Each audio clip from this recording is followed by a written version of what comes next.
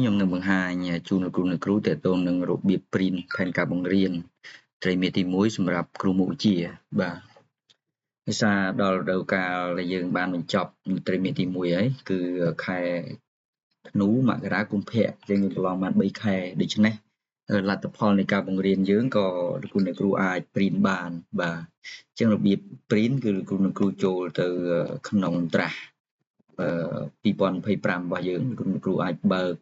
តាមមធ្យោបាយផ្សេងៗបាទឲ្យតែមានត្រាស់2025នេះគ្រូចូលទៅបាទអញ្ចឹងចូលមកផែនការថ្នាក់រៀនបាទអញ្ចឹងឧទាហរណ៍ខ្ញុំបង្រៀន12ហាសអញ្ចឹងចូលមក12ហាសផែនការថ្នាក់រៀននេះ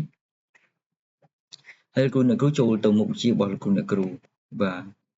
នេះនៅពេលយើងបានធ្វើផែនការហើយគឺលទ្ធផលនេះវាមានមកស្រេចបាទ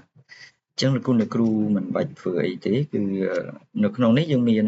នេះផែនការ3ឆ្នាំហើយនេះផែនការ3ខែរបស់យើងត្រីមាសទី1បាទនេះត្រីមាសទី2ទី3បាទឥឡូវយើងយកត្រីមាសទី1អញ្ចឹងគ្រូ control P តែម្ដងមកអញ្ចឹងអាទំព័រនេះយើងអត់យកទេបាទអត់តាន់យកទេបាទ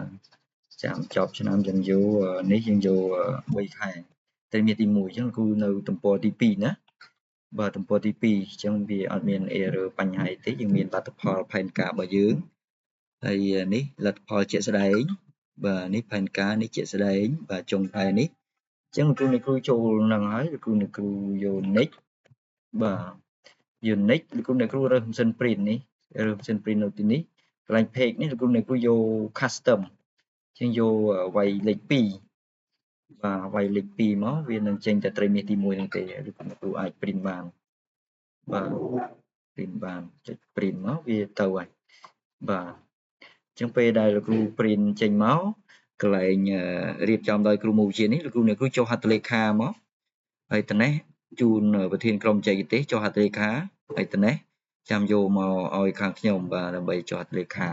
បាទអញ្ចឹងយើងធ្វើបែបនេះអញ្ចឹងលោកគ្រូអានេះមួយថ្នាក់លោកគ្រូបរៀនបានថ្នាក់លោកគ្រូចូលទៅបាទព្រៀនមួយថ្នាក់មួយមកហើយប្រមូលឲ្យប្រធានក្រុមបច្ចេកទេសចុះហត្ថលេខារួចបានបញ្ជូនមកខាងទីចាត់ការបាទអញ្ចឹងសង្ឃឹមថាលោកគ្រូយល់អាចធ្វើបានបាទនេះសម្រាប់គ្រូមុខវិជ្ជាបាទហើយចំពោះគ្រូបន្ទុកថ្នាក់ខ្ញុំនឹងបង្ហាញនៅវីដេអូក្រោយបាទសូមអរគុណ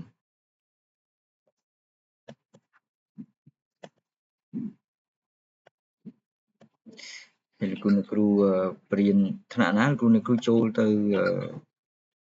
តាមថ្នាក់ដែលលោកគ្រូបរៀនដូចកាលយើងធ្វើផែនការអញ្ចឹងបាទ